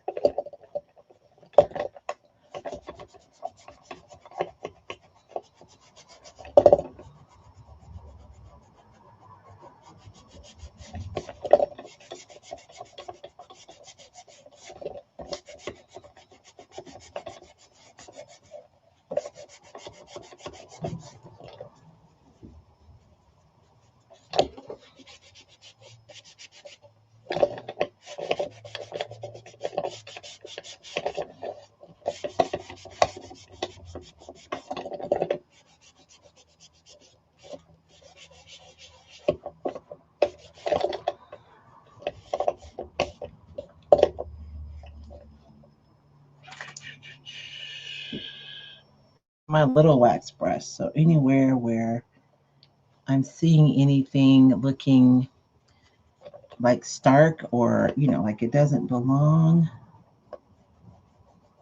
I'm going to go in and add some wax.